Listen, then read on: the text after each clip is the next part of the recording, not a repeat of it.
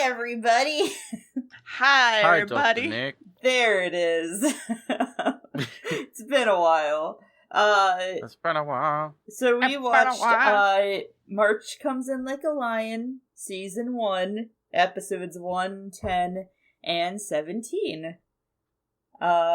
So, first off, what do you guys think I think of the show? 7. Shit. I don't know. Fuck. Thing is, usually I try and base it on, like, things you say throughout, like, the commentary, but you didn't really say much. You know what? I'm gonna bump it up to like an 8 or a 9. 8.5. 8.5. I'd say, like, I would, if we could do halves, I would do 8.5 as well, but I think I'm gonna go... You know what? I think I'm gonna go an 8. Okay, if you go with an 8, I'll go with a 9. Okay. And this is where we learn that it's a 2. It's a 5, as in my top 5, baby. This is a 10. Yeah. Oh, we got juked. Yeah. We got juked, baby. You had us in the first half there. Oh. No, this is my 5th favorite show. Yay. This is the first, well, aside from Monica, this is the first time we've broken top 5. Yeah. I was gonna say, Spooky, what's your number 1? It's fine. Yeah. But yeah, so this is in my top 5. Nice. It's pretty neat. Pretty neat. It's yeah, it makes sense. It's good. Yeah. It's Okay, so that's all. Yep, that's all. See you guys. it's a biopic of all 3 of our lives in some way or fashion. Yeah. See, that's why I found it so hard, because I was like, I cannot untangle, like, my personal connection to this anime to try and figure out what other people think about it. Yeah, no, I found this when I was, like, in the deepest pit of my depression, and I was like, yeah. Wow, that would have been the perfect time to find it. Fair. Yeah, that's exactly it. I was like, the way the show, like, tells, like, Ray's depression, I was like, this is it. This is like me down to a T. Like, it fit perfectly. It was great to find it. But anyway, let's get into episode summaries. Yeah. Alright, well, we start with a whole bunch of imagery in black and white and water, and then there's an intro about a bump of chicken. And then someone is dealing with some trauma and also some underwater imagery before he then wakes up in a basically empty apartment that kind of looks like an apartment full of unpacked boxes, which it's time to decide which of my 2 pairs of pants to wear. Only 2. And then we go outside where it's pretty and don't think about it. And then we also take a train to somewhere to get a drink. But that's it. That's the only reason we went this way. There's no dialogue through any of this. Yeah. Can I just say real quick as well, I felt especially called out by the 2 pants thing, because I actually do only own 2 pairs of pants. I know. I only had 2 pairs of pants. And it really annoys me that called me out. Yeah, I have 1 pair of jeans that I wear to work, and I have 1 pair of jeans that have holes in the knees, and those are my going out pants. I don't wear pants anymore. And I wear leggings mostly, which feel like a step down, but also up from only 1 pair of pants. I have like a lot of pajama pants, but no, like my only 2 actual pairs of pants are, So Gam and I are in the 2 pants club. Let's go. I'm in like the half pant club. I don't even own pants anymore. So he didn't just go to get a drink, he also came to play some shogi at this place, apparently. And there's some old men here who are like, who the fuck is this? And then he just heads into the shogi hall, and the old man shows up, and he's like, hi. Also, the kid's name is Ray, and he did shogi, like, all his life. Also, the old man is his adoptive father. Yeah, okay. I didn't pick up on that It's for a his while. daddy. Yeah. And then they play Shogi, and then we get flashbacks of the childhood Shogi Ray being not depressed that one time. What's that like? I don't know. But then he had no friends, and he wins the match, and then he's like, hey, how are you? How's your sister? And then we go back home, and then someone invites him over for curry if he brings pickled vegetables, and honestly, that's just a mood. But he also brought snacks for the family that has cats and also kids, but the cats are more important, honestly. The cats are perfect children, absolute angels, do nothing wrong. They give also the dead grandparents some curry, and then they eat before hearing on the news about a murder of some student murdering his dad. And then he has some PTSD flashbacks about his dad and how he's adopted and shit, and how winning felt like beating his father's face in, and how he has some PTSD. And then the daughter runs off to get medicine because she's like, I think you have a cold because you're acting weird. And he's like, no, God, please.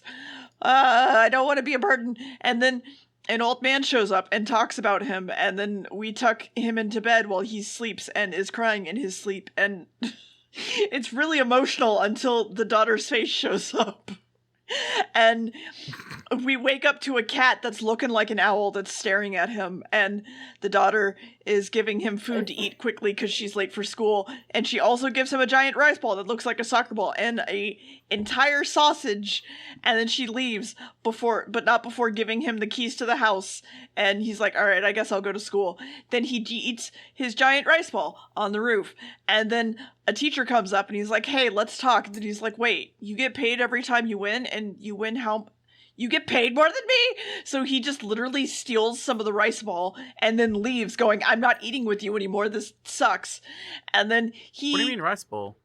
Soccer ball, yeah. Rice. It's a jelly donut. Oh, jelly donut, that's right. Yeah, jelly donut orb. He's pondering the jelly donut orb, so...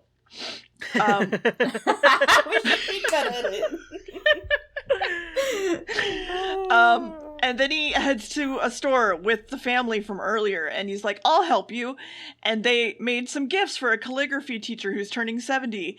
And the grandfather loves his grandkids, and then they all head home. And at the locker, he goes to, I think at the school, I don't know where it is. He gets challenged, I think, to a shogi match by some kid who I called Fat Akechi. Or Large Akechi, whichever you prefer. And then there's an in-credit scene of, like, real photos and people talking over it, and it's just kind of like, okay. And then, yeah, that's it. Yeah. So, yeah, at the end, he's, like, at the Shogi Hall getting his, like, matches for, like, that are coming up. Mm-hmm. And that's where Nikaido steals it. But, Sorry, I just me. smelled weed. Oh. I think someone in my neighborhood is smoking outside. Mm. But, so, sorry, I just got distracted because you reminded me of something that happened earlier, which No, was, go on. I was in, really quick, we're just gonna take it aside to tell the story. I was in my car after work, getting ready to pull out, and my coworker rides up next to my car, but he's riding a shopping cart, not in his car, Okay. and he just yells, my window's not down. He just yells, do you smoke? And I said, no. And he said, nerd. And then drove the cart away. It was just like really... It was just like so fucking random. I was like, okay. Oh my god. That's something I'd do to you. Yeah. Honestly, same. Yeah, the fact that he was riding a shopping cart just really made it, like, that much better. But anyway... The fact that you said to he drove the shopping cart away. Yeah, he was, like, riding it, and then he just rode it away, and I was like, what the fuck is happening right now? But anyway... Amazing. Back to the show. Man, so...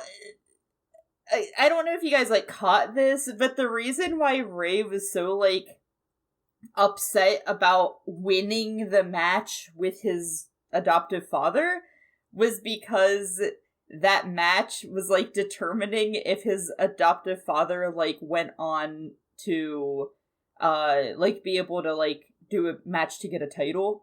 So it was, like, one of those, like, you know, lose-lose situations. Yeah. So Ray just kind of felt guilty because he feels like he's already like fucked that family over enough.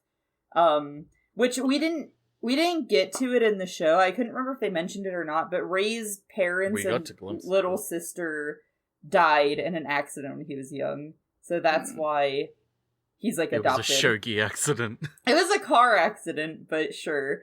So a Shogi accident. Yeah. Man, no, there's a lot with I'll go into it a little bit more later. But there's a lot that I really like just in episode 1 where like because like when he gets the text about the coming over for curry, it's really good because Hina messages him first, which is the middle daughter. And she's like, hey, come over, we're having curry tonight, it'll be really good. And Ray, as he's typing, like, no, because he feels like he's not really, like, worthy of them. As you do. Akari, the oldest sister, messages him and is like, oh man, I'm making curry and I forgot to get these things. Is there any way you can pick them up for me? Which is, like, a way to nudge him, like, to actually come over. Like, asking him to do a favor for them. She knows, like, will get him to. Yeah. And it's like, man, good shit. Also, I like the ending of that episode where it's just like Nikaido, like, fucking yelling Kiriyama Ray, and you don't know who the fuck he is, and then you don't learn who he is, because we didn't watch episode 2. Yep. But anyway, episode 10? Episode 10. We skip forward quite a bit to another episode called episode 10.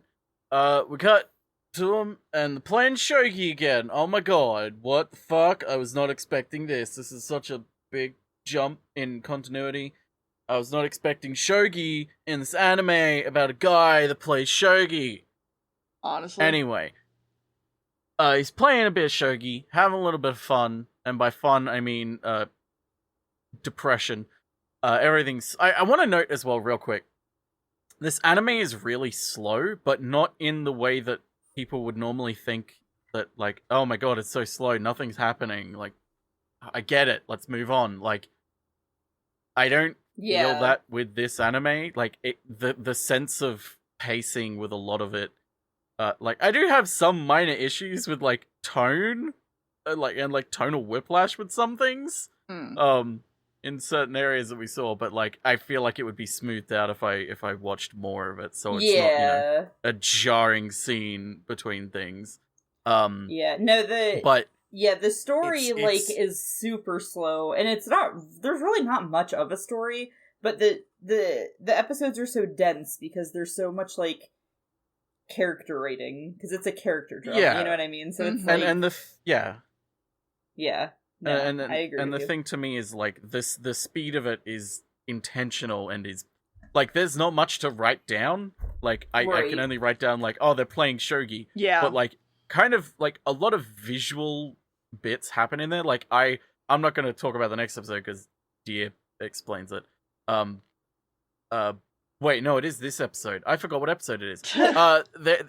There's a bit in this episode that's like 5 minutes long about them playing shogi, and it is there is a very easy way they could have done it, which is just 2 frames back to back of like shot reverse shot essentially of playing shogi, but it's not.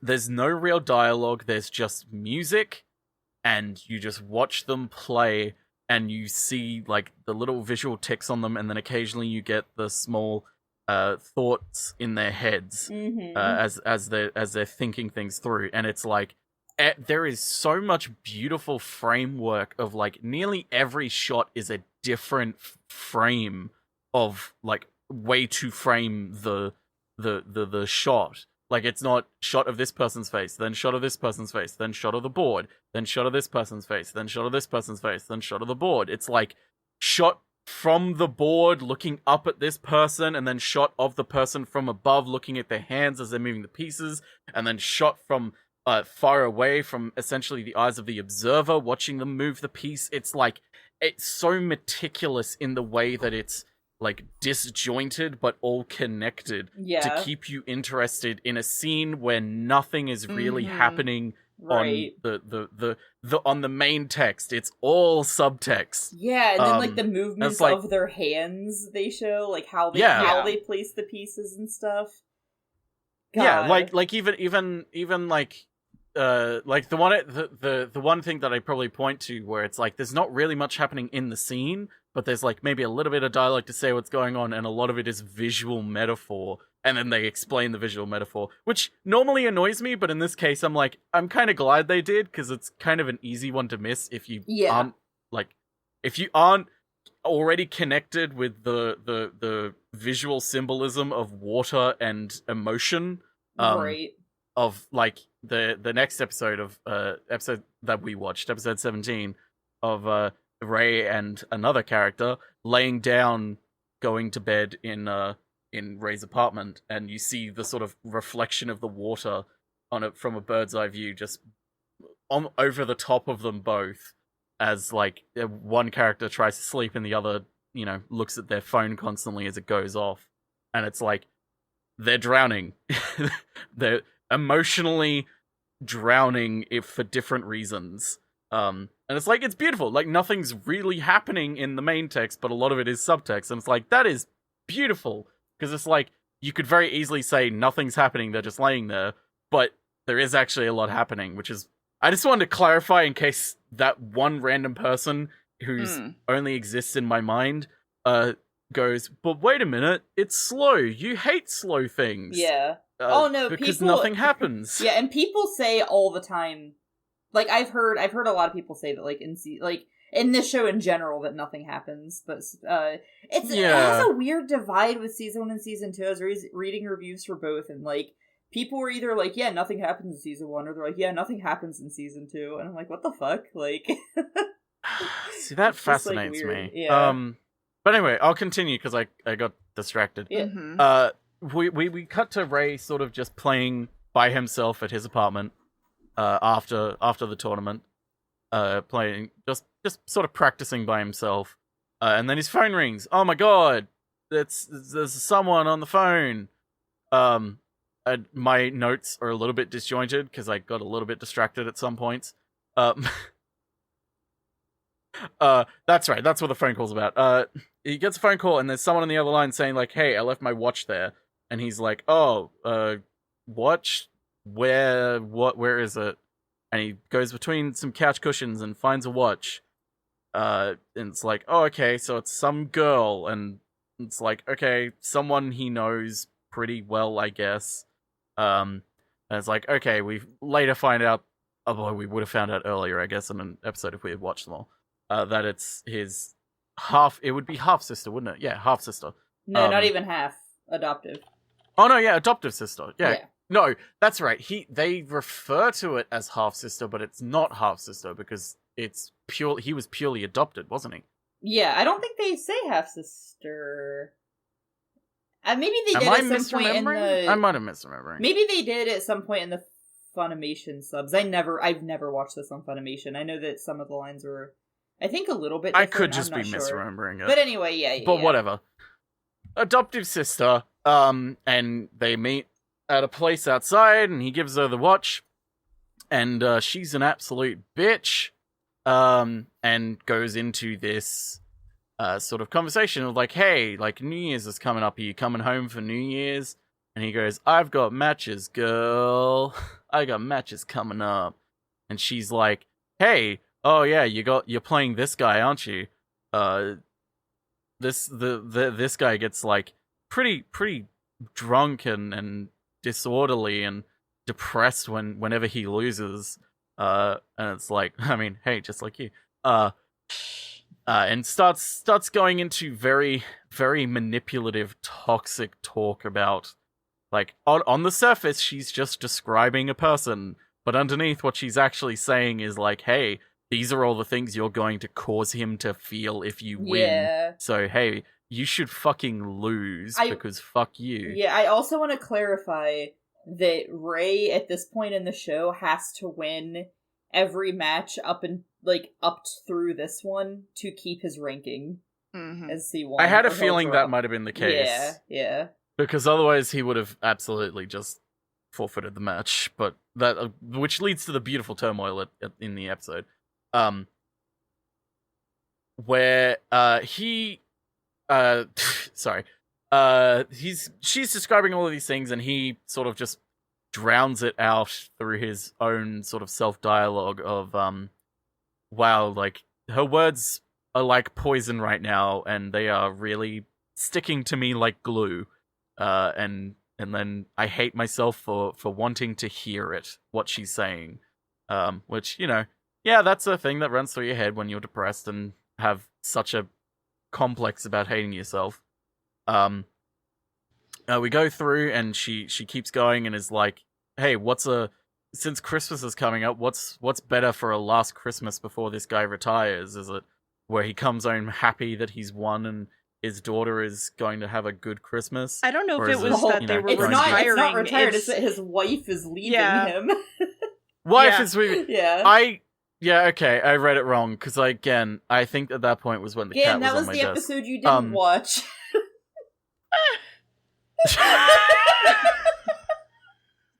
Oh, yeah, and then the episode after is when he gets hit by the train, right? Yeah. No. That's right, because I'm like, that makes way more sense than retire, because I'm like, why is it, like, there's such big stakes for him? One of the matches Thank he God has... it's that. Yeah, one of the matches he has before this is a dude who's like, if I lose, I'm gonna retire, and then... That's probably why it got mixed up in my mind then. No, Spoilers, you didn't see he loses. this episode, Gab. You didn't see this episode. They don't even mention it. So I thought you said it came up earlier. No, it came up earlier in the series. Oh. That's what makes this so funny, is that you didn't see this, but you just, like, nailed an earlier episode's plot. But no, well, I... Yeah, no, spoilers, the conclusion of that one is that the dude doesn't end up retiring, which is also part of, like, the... We'll talk about it. Go ahead. Yeah. All of them are essentially trolley problems, where he's on the track as well. And so, anyway, do you want it to be a good Christmas or a bad Christmas? Like, if it was you, what would you want? Like, I know what I would want. Hint, hint, nudge, nudge, fuck you. And he's not listening to her, and she's trying to get his attention, because he's just so in his own mind about things. Anyway, that scene ends, and we cut to... I didn't get anything that was said during the scene because it went by so fast.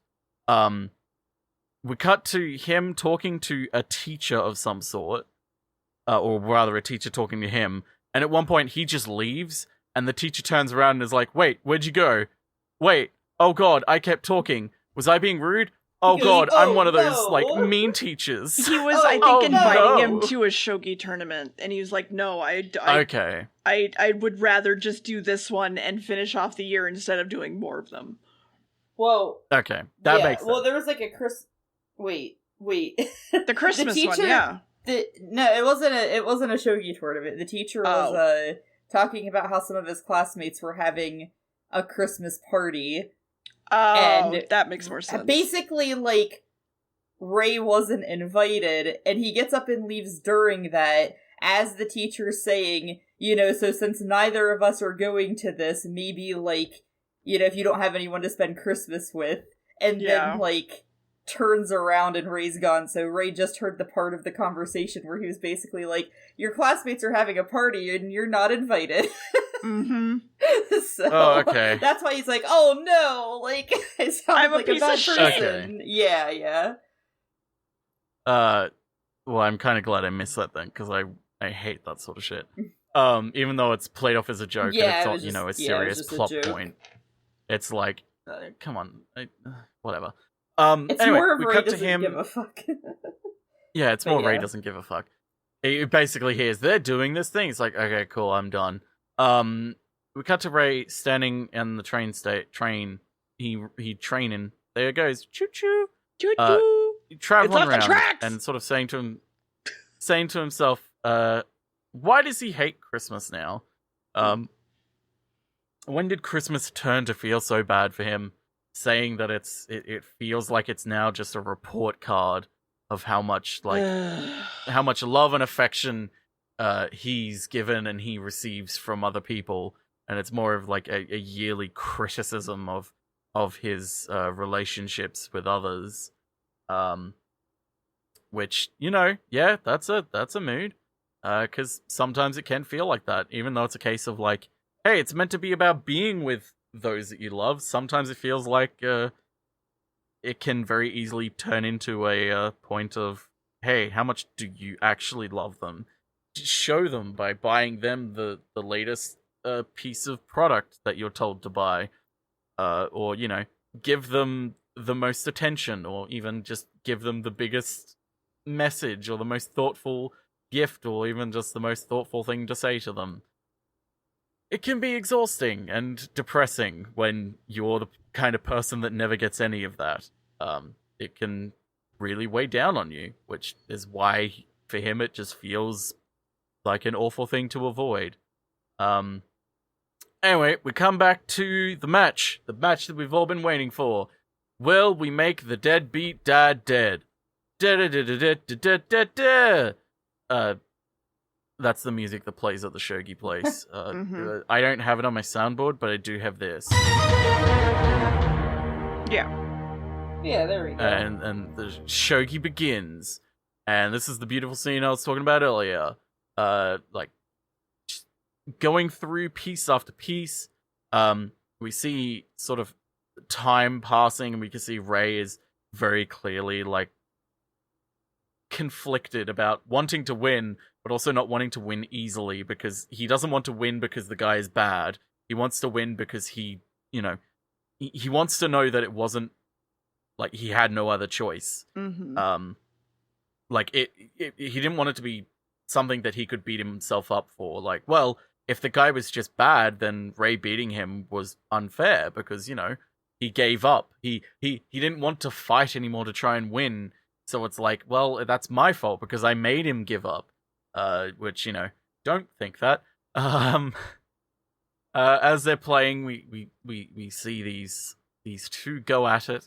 Sort of they have a break in between, and they come back, and like going through, and Rei sort of starts to see him fall apart and miss obvious moves, and realizes that the guy is giving up. He's going to lose because he's just stopped.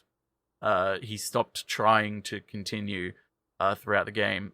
And Rei kind of panics because he knows that means he's going to beat him easily, and it's going to make him feel even worse. And he doesn't want to feel worse because he doesn't want to make this person feel bad. It's an entire complex that a lot of people will not understand at all. Right. Because they'll be like, what do you mean? It's not up to you. Like, if he loses, that's his fault, not yours. It's like, yes, but that's the problem. That's what this is all about. Yeah. Is that for some people, they cannot understand that, and they cannot take that to heart, because they take on everyone else's sort of responsibilities. So we go through, and even at one point, the drunkard man sort of out loud sort of talks about, wow, like, I see what you're doing. Like, there was an obvious move earlier that I could have made, but I didn't see it. You saw it, but I didn't see it, and that's why I'm going to lose, because I'm just not seeing anything. I'm not doing good, and like, I'm just going to fall apart. And Rei's just like, come on, please don't give up. Please don't give up. Long story short, the drunkard loses, and he leaves. But he forgot his Christmas gift that he was carrying with him. Oh me, oh my! Oh gosh! Not his Christmas gift for his lovely little daughter. What will he do? What will he do? Rei sees the gift and hesitates for a second, then chases after him with the gift and is like, hey, this is yours. You seem to have forgotten it. And the guy just goes, it's not mine. I've never seen that in my life. And Rei just like sort of stands there confused, just like not buying it, but not really wanting to do anything else. And then the drunkard snatches it up angrily and then just walks away. Very clearly, like, he didn't want to think about it, and he didn't want to. The gift is kind of a symbol of his failure more than anything. So it's like, hey, I was just trying to help you out, Yeah. but also it very clearly didn't. But like, I mean, still, this does help you out in some capacity because like it's like the obvious, you're gonna like, be worse off. Yeah, because Ray even points out, like, wait, he's not walking towards the train station. Like, this dude knows, Yeah. like, I'm gonna just go get drunk and fuck Christmas, you know? Yeah, he's going to shirk his responsibilities, not go see his daughter. He's going to just get drunk and do exactly what his adoptive sister said. Yep. Get drunk, come home, and ruin everything. Whoops. And that's when Ray kind of takes it on himself, and he walks away, and then starts jogging, and then runs away, and sort of just stops in the middle of the walkway, just sort of screaming at the top. Well, I'd say at the top of his lungs. I feel like the voice actor could have gone a little bit harder with that. Screaming at the top of his lungs and sort of just letting it all out. Letting, like, why is everything his fault? Like, why didn't that guy practice? Like, it's like, I beat you because you didn't practice. You say you do, but I know you don't. I can tell that you don't. All you do is use alcohol to escape, but it isn't an escape. It doesn't help you at all in your life. All it does is, make you feel like you've escaped. Sort of, why does everything have to be his fault? God, that's like one of my favorite scenes from season 1. I love this scene. It's a good scene. Mm-hmm. It's a very emotional scene. Yeah. Where he kind of breaks in a way because it really gets to him, the fact that he takes on so much of other people's emotional responsibility and emotional guilt. Yeah, and he's like it so weighs him down, and angry he at just this has to let point, go. too. Yeah, he's angry at himself, he's angry at others, but he also is angry at himself for being angry at others. Yeah. Like it's like, why do I have to be like this? Why couldn't you just be better? And then like, I can't say that. Like, why am I saying that? Like, very, very emotional, big sad.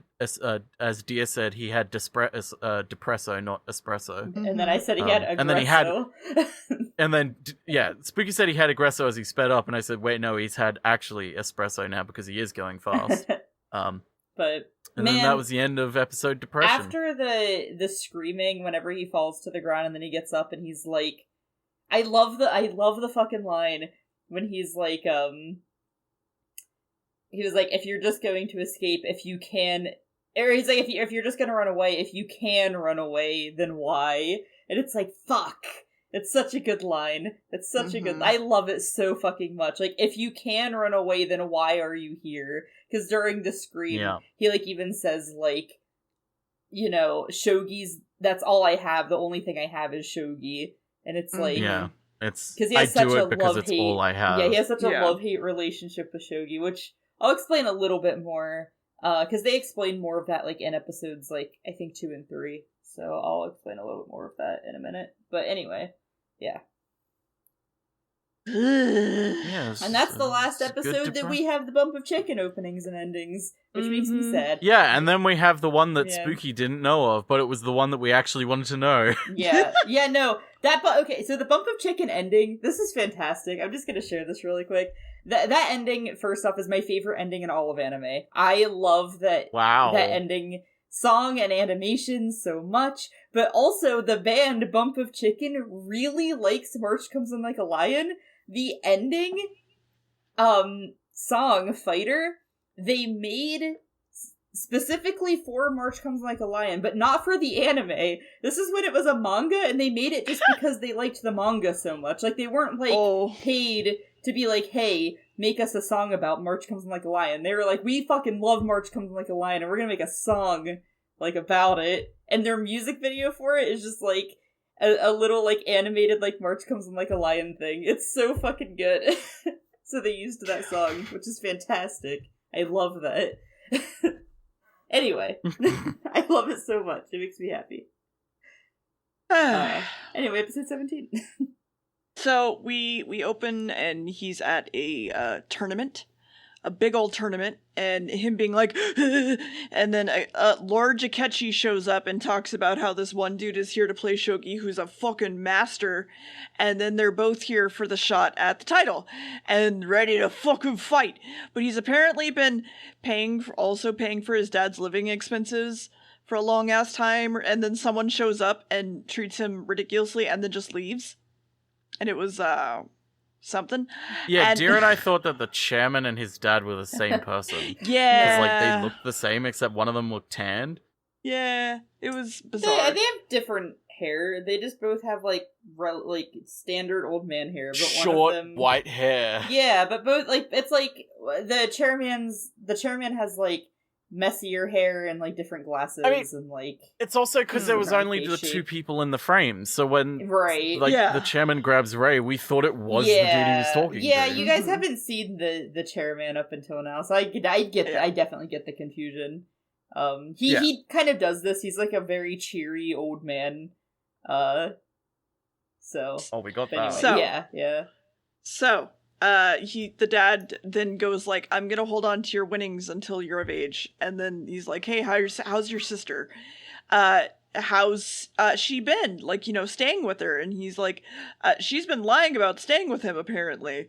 And then his sister is doing something fucked up, but we don't know what it is yet. And then, so he goes on a walk around the garden to think for a bit, and then he randomly runs into another person who scares the fuck out of him because he didn't even notice he was there. And also, he is the whitest kid you've ever known. Haha. And then he's sort of scared of him, but then when the white-haired dude walks into the room of the Shogi people, they like go, oh, it's him. And I called him Soldier Boy. Oh my and God. He was Soldier Boy, I tell you how. His name was like Soja or something. I think. Soya, I think it was, yeah. So I just called him Soldier Boy. He's a pro at 15 and then was undefeated for like the next 10 years and also overwhelmingly white, and then Ray thinks he's kind of like a devil, which is like, oh, okay. And then there's a lot of talk about the tournament and Shogi things that I didn't really understand because Shogi, and then his sister shows up and is angry that he may have snitched on her because apparently her dad cut off her credit card, and apparently she is fucking an older man who is married. And then a small child, Momo, shows up, and Ray's side family is here, and they're like, and the sister is like, and then they leave without speaking to him, and the little kid's like, she's a witch, and they kind of think that she's his girlfriend, and then she's like, oh, you're here to ruin their family too, huh? You just, move from one family to another and leech off of them and shit. But then the second sister runs back and gives him a gift, glares at his sister, and leaves.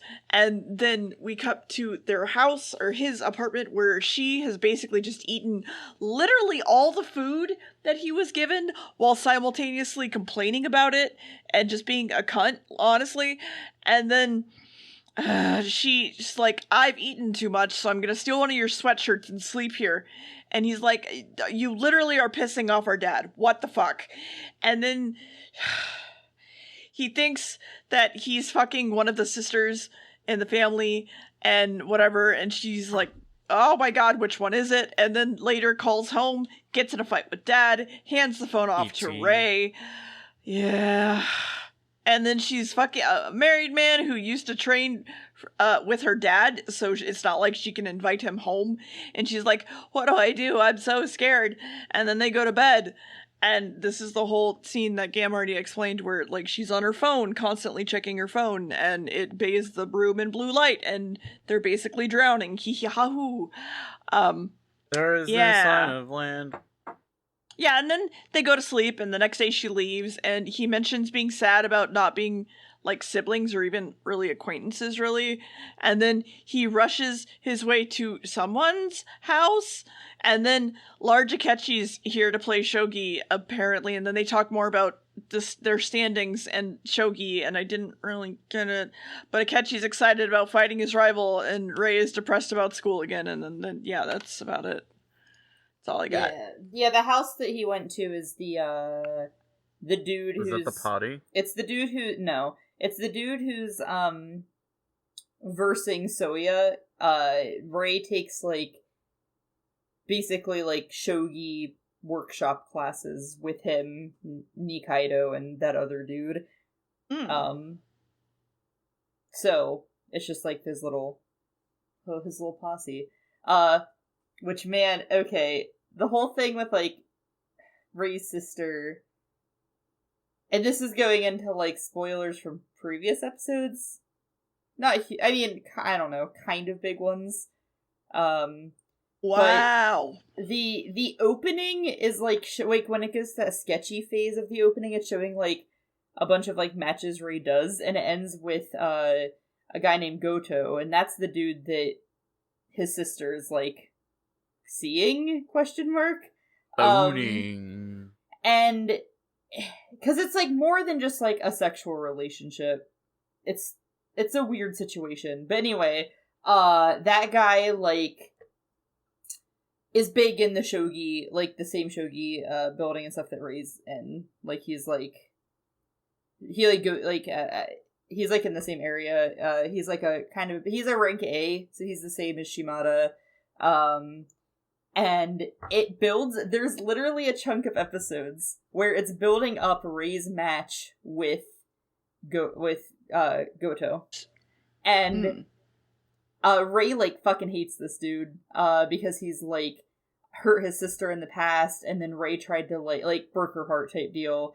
And like Ray tried to like confront him, and it's like he like beat Ray up pretty much like in the street. Like they got into like, it became a physical fight, and of course like Goto's gonna like overpower fucking Ray. And there's like this whole big thing where it's like this big like I'm gonna he's like determined as fuck. He's like, I'm gonna go and I'm gonna fucking kick Goto's ass. Like I'm gonna show him like I'll kick his ass in shogi. And he gets to the fight with the match with Shimada, and he's like, yeah, no, Shimada's like, he's a rank A, but it's kind of weird he's a rank A, like he doesn't seem that strong, whatever. And then he does the match with Shimada and gets his fucking ass kicked. So he never actually gets to go up against Goto. Like that just doesn't happen.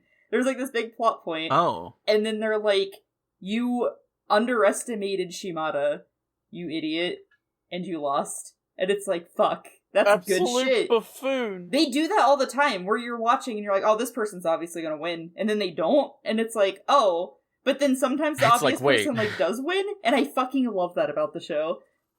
It's that's like, good, because it avoids being predictable. Yeah, it's so good. Like, there was literally one moment where me and my friend were talking about the show, and this is in season 2, where he was like, this character obviously has to win. It's the only thing that makes sense. Like, it would complete, like, he would come, like, full circle. It would, like, complete a big arc for him. It would, like, do all this stuff. And then he, like, just doesn't. And it's like, oh, okay. And, like, it's so good. Yeah, no, I love that it does shit like that. But yeah, no, his sister's such a good character, too. Like, she's such a bitch. But she's so well done. The, like, fucking grudge she's held against Ray because she felt like Ray ruined her family is, like, amazing. Oh, yeah.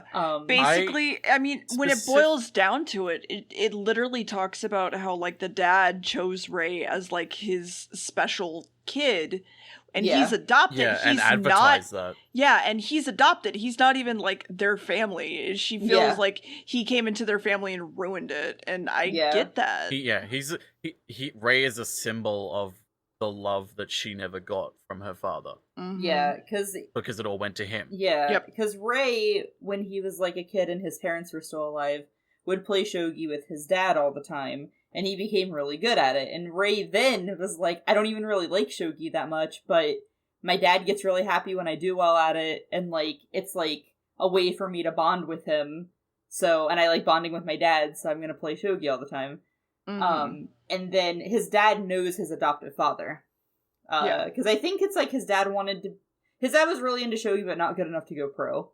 So then, the adoptive father, who's, like, obviously big in, like, the shogi hall and stuff, like, plays himself, he plays, like, would match Ray when he was a kid, and he was like, this kid actually has, like, a lot of fucking potential. So when his parents died, the adoptive father came up to Ray, and he said, do you want to play shogi? And Ray, as a kid, was like, I have to say yes, I don't have anywhere else to go. So he says, yes, I want to play shogi. And I think even in the dialogue, he's like, I lied to him. Yeah. And he ends up being like a prodigy basically at it. But now he's like flatlined. Like he hasn't been progressing like a prodigy should, you know? Yeah. And it's just like, so now he's like kind of stuck. He like just kind of became stuck playing Shogi. And his relationship with Shogi is like super complicated, and I love that it's super complicated because it's not just like, oh, I hate Shogi. Because there are a lot of times where like he's really into Shogi and he really likes Shogi. Yeah, it's really good. I really love like the relationship with it. I think my favorite scene with the sister is when it's late at night, just before they do go to bed, and she's kind of just tired.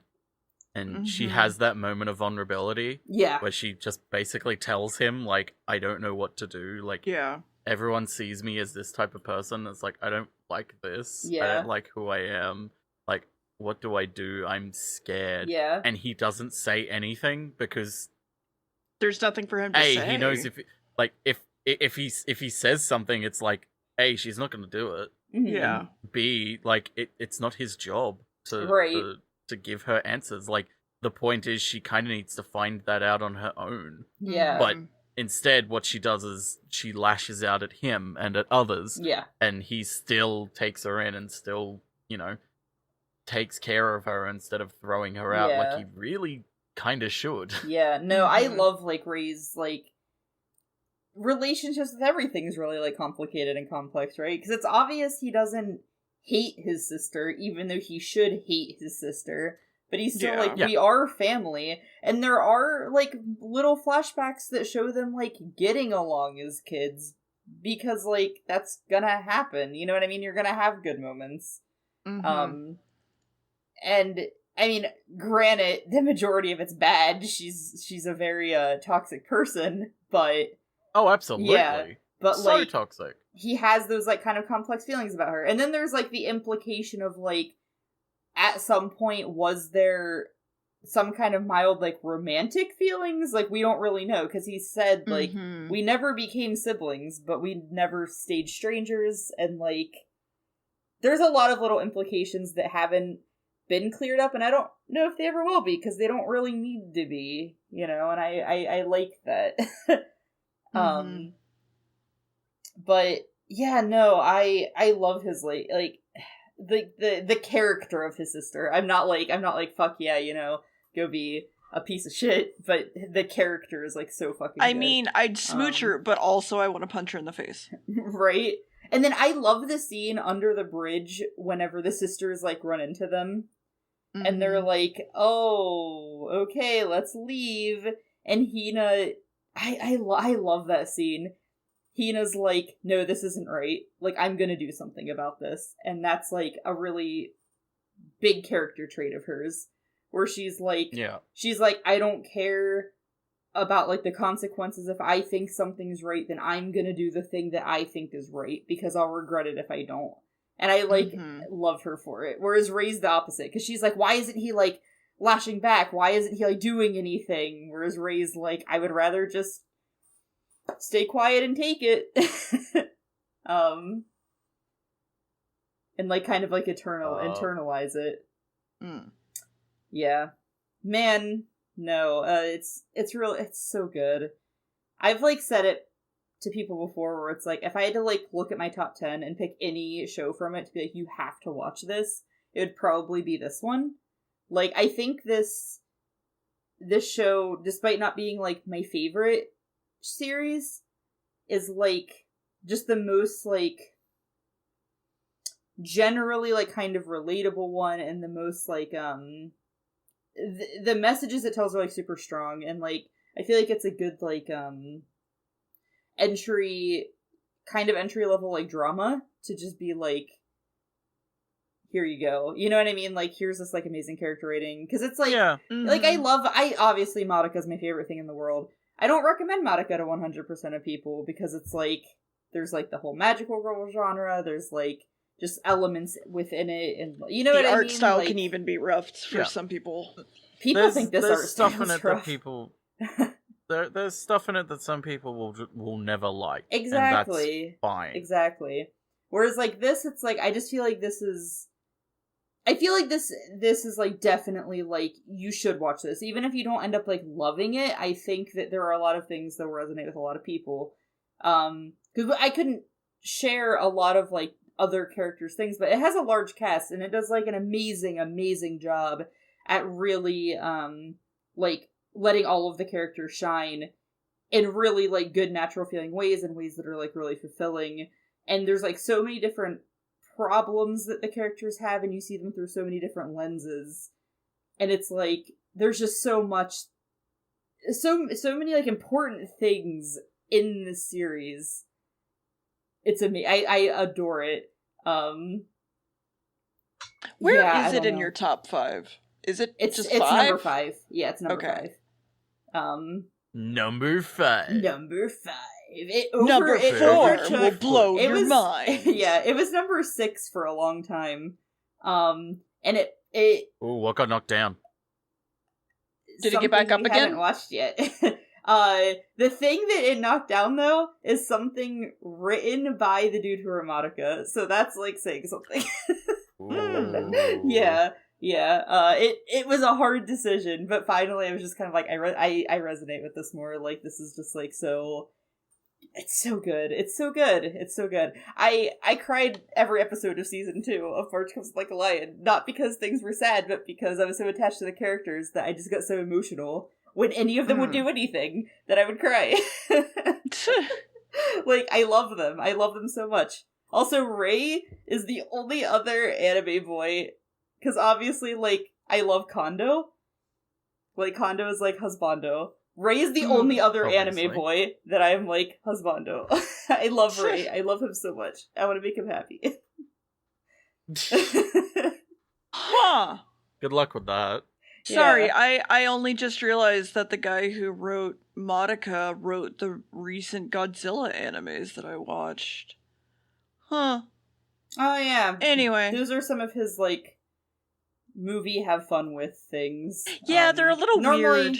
Normally when he does movies, they're more just like, let's have fun. Like, let's just have fun. Whereas I his get series are like, okay, let's fucking go. But yeah, no, I don't know. I like the show a lot. What do you guys think of it? Question. Uh-huh. Why is it called March Comes In Like a Lion? And leaves like a lamb? Fuck. I want to say there is a title drop in season 2. But I'm going to be 100% honest, I don't remember it. Okay. Yeah, because I know That's that, cool. because obviously, like, during the screaming thing, Ray compares himself to, like, a beast that will, like, claw and bite at anything to survive.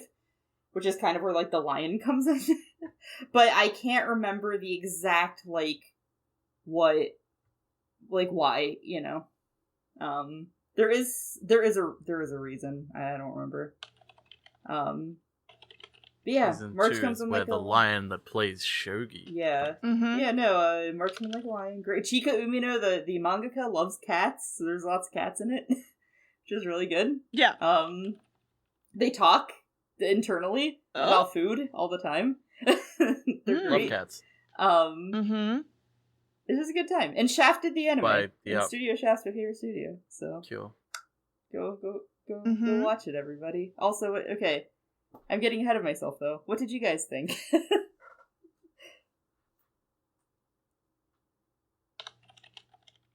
Yeah.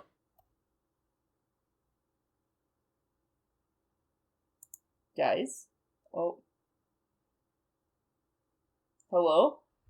There we go. Hi. Okay, My internet died. Sorry. Yeah, no, Discord died No. and everybody Discord just died. died. Yep. Okay. Discord died. Anyway, I mean, we're all still recording though, so it's fine. Yes. Let's cut all of it out. right. I don't know if you guys heard me, but I said, what do you guys think of the show? I don't know, because I think years ago, maybe not even years ago, like a couple of years ago, I probably would have rated this a lot higher. But having basically gone from, the way I put it to my therapist was like a scale of 1 to 10 or 0 to 10, and that if it was below 0, I was, like, not good. I was suicidal, basically. Mm-hmm. Having gone from, like, a 5 previously to, like, where I am now being maybe, like a -5 to, like, a 6, like a positive 6 now, I don't know if this strikes me nearly as hard as it probably does both of you. Right. Yeah, no, I found this during a very important time. Also, like, I guess right now I'm like a 4 or a 3, and like not negative, positive, if we're going off that scale. And it's like, I think for me it's more a past sort of resonance than sort of a current resonance. Like, it's like I still remember what it's like. And, well, not that it's completely gone away, but it's like, right. A lot of it is, I think it's because it strikes to the core of me that it resonates a lot more still. Yeah. Right. It's okay, dear. Just go back and watch the series and watch the episodes where people have medical issues. Oh yeah, the joy. There you go. Then you'll relate. I was gonna say, I like how you specifically avoided those. No, I was gonna say, it wasn't on purpose, actually. I just had to. Let's watch the American adaptation of this, where it's not shogi, it's gonna be chess. Yeah. And someone's gonna be in the hospital. Right. No, for the whole thing. They do have. Yeah, no, this is one of those series where, like, I could pick 3 episodes, like, multiple times and show them to you, and you'd be like, oh, this is completely different, because it's, like, there's so many characters with so many different stories.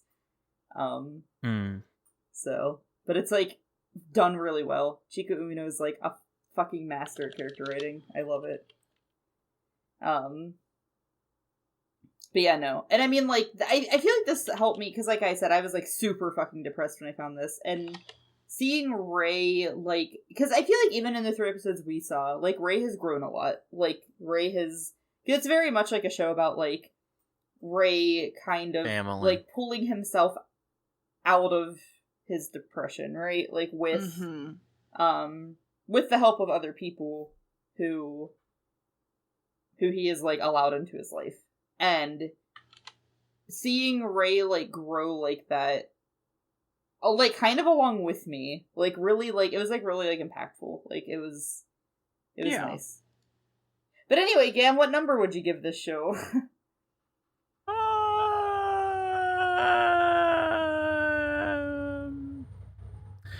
Thinking about, like, what it is, oomph of it is.